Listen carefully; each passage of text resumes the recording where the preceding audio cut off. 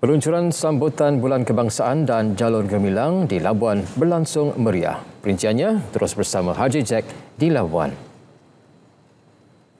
Silakan. Lebih 70 peserta dengan 40 buah kenderaan dan motosikal mewakili pelbagai agensi kerajaan, swasta dan badan bukan kerajaan NGO bersama-sama menjayakan acara kemuncak Kembara Merdeka Jalur Gemilang KMJG peringkat Labuan. Bertempat di Terminal Feri Antarabangsa Labuan, peluncuran disempurnakan Penasihat Undang-Undang Pejabat Penasihat Undang-Undang Suhaimi Sainan mewakili Ketua Pegawai Eksekutif Perbadanan Labuan PL Muhammad Sukuran Taib. Pengarah Jabatan Penerangan Malaysia Wilayah Persekutuan Labuan Azman Sipan berkata saban tahun program KMJG dianjur bagi menyemarak sambutan Bulan Kebangsaan dengan kibaran Jalur Gemilang. Sambutan Bulan Kebangsaan di Labuan telah bermula dan marilah kita sama-sama untuk menyokong inisiatif satu rumah satu jalur gemilang. Menyeru kepada seluruh warga Labuan memasang ataupun mengibarkan jalur gemilang di permis-permis perniagaan, di kereta, di sekolah, di pejabat ataupun di mana-mana saja yang bersesuaian yang menyatakan sokongan kita bahawa kita cintakan negara kita, sayangkan negara kita Malaysia. Konvoi KMJG membawa jalur gemilang mengelilingi Labuan dengan perjalanan sejauh 30 km bagi membangkitkan semangat patriotik ke seluruh pelusuk pulau itu. Jalur gemilang turut diagihkan ke premis-premis perniagaan sekitar bandar dan terminal feri Labuan. Pendekatan outreach diambil Pusat Koreksional Labuan bagi membantu prospek yang menjalani parol dan pelepasan bersyarat secara lesen bersedia menjalani kehidupan baharu. Program outreach korektif menggalak kesedaran masyarakat selain mengurangkan stigma terhadap golongan tersebut. Timbalan Pengarah Penjara Sabah dan Labuan, AB Nasif Sarahan berkata, program memfokuskan aspek membina semula keyakinan diri, peningkatan peluang pekerjaan serta pencegahan jenayah di Labuan. Kadar residivis atau pelaku jenayah berulang bagi pemulihan dalam masyarakat lebih efektif pada 0.24%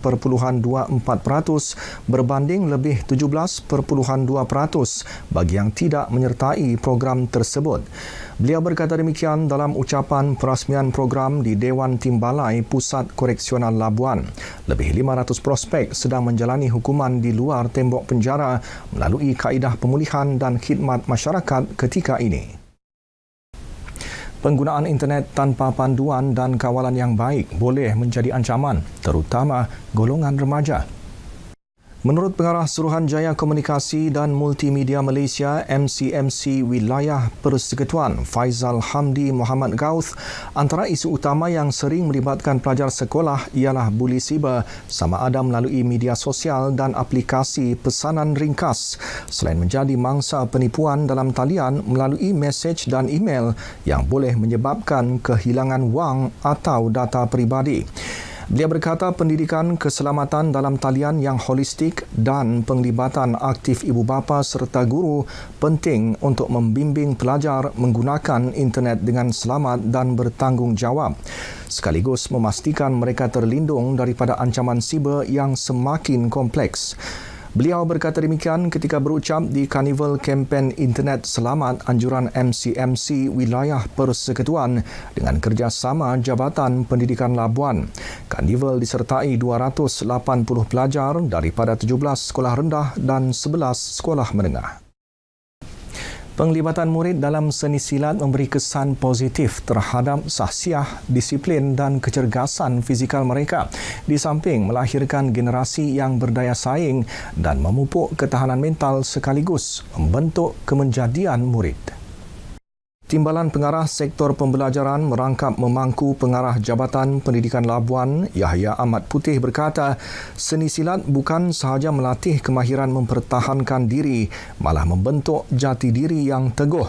Tambah beliau, silat bukan sahaja milik sesuatu kaum atau agama, sebaliknya ia bersifat universal. Sekaligus membuktikan silat mampu menjadi jambatan perpaduan dan simbol kesepaduan masyarakat madani.